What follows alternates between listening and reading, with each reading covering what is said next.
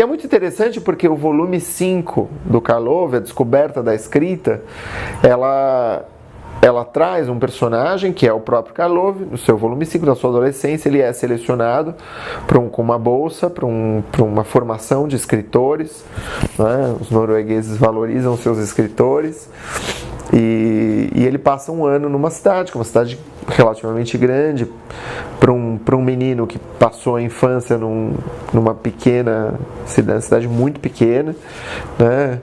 E ele vai para lá e está descobrindo tudo, e fez uma viagem para a Grécia, fez uma viagem, né? Isso é narrado no volume 4, ele passa um ano dando aula, sendo professor numa cidade muito pequena, um vilarejo muito pequeno, porque ele quer escrever e tal. Depois ele ganha essa bolsa, vai fazer esse curso, né? E os comentários do pessoal que participam das oficinas nessa academia de escritores ele tem 19, 20 anos, né? Esse texto está muito clichê, está muito superficial, está muito clichê, está muito superficial. E ele fica furioso, né? Porque quando a gente começa a escrever, a gente sente que tem alguma coisa lá, que alguma coisa nos leva a escrever, que alguma coisa faz com que a gente acredite que a gente tem potencial para a coisa. A gente não sabe exatamente o que é, mas algo nos encanta no ato da escrita, né? A gente lê, fica fascinado, depois odeia aquilo, mas fica fascinado de novo, né? É uma relação muito dinâmica. E ele está no começo desse tipo de experiência, né? Ele está vivendo isso agora, ele está sofrendo isso, muito sem repertório de como lidar com as críticas e tal. Mas aí, quando a gente lê, a gente fica pensando, mas claro, o clichê, como uma criança de 19 anos pode escrever sem colocar clichês, né? O que é o clichê? É um lugar comum. Mas quando a gente escuta os adolescentes falando, a gente vê que eles estão descobrindo as coisas. E descobrindo as coisas que pra gente já foram revisitadas muitas vezes.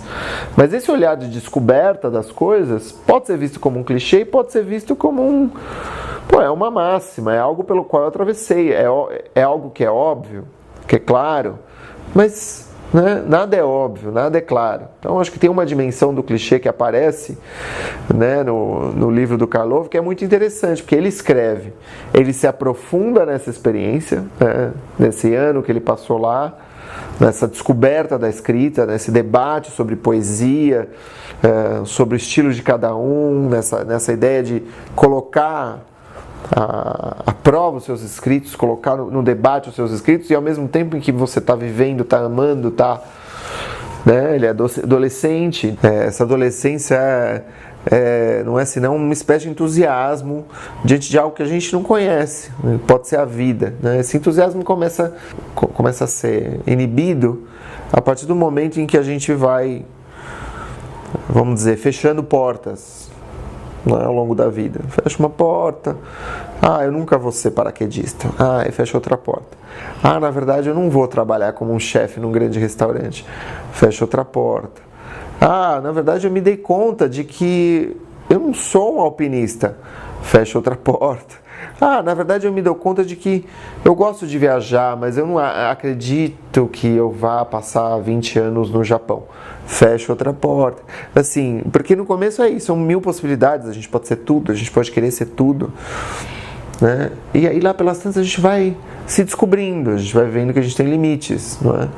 Então, e essa adolescência, ela vai sendo minada, né? Mas a gente se identifica com essa adolescência do Karlov no livro, e com essa ideia do clichê. Eu acho que tem maneiras de ver o clichê, né? Uma das maneiras de ver o clichê tem a ver com isso que eu falei agora há pouco, que é a dificuldade de acessar a experiência. É muito difícil ser sincero, né? É muito difícil ser sincero. É muito mais fácil a gente idealizar uma experiência, né, ao invés de ser sincero. A sinceridade ela é aflitiva. Tem capítulos no livro do Karlov que é um cara muito sincero, a Helena Ferrante também, muito sincera. São dois autores que supostamente estão contando as suas vidas, né? São duas narrativas em primeira pessoa, e são absolutamente sinceros, assim, descrevem as vergonhas, o constrangimento, a dificuldade em relação às amizades. Não é, a amizade não é idealizada, né? A relação com os pais não é idealizada, a relação com a pobreza não é idealizada, a relação com a natureza não é idealizada. Ou seja, está tudo lá, o dinheiro, o amor, a desilusão, está tudo lá. Né? A vontade de crescer, né? Uma ambição e as frustrações dessa ambição. Né? Essa identificação com o fracasso, está tudo lá. O problema realmente da idealização é que ela se coloca no lugar de uma experiência e parece uma experiência, mas é uma falsa experiência, não é uma experiência. E é muito fácil de reconhecer, né, uma escrita idealizada, né? Porque a gente muitas vezes tira isso do cinema, chupa do cinema, uma experiência lá. E para alguns pode ser que o já ter visto aquilo possa ser reconfortante. Ah, eu conheço essa cena.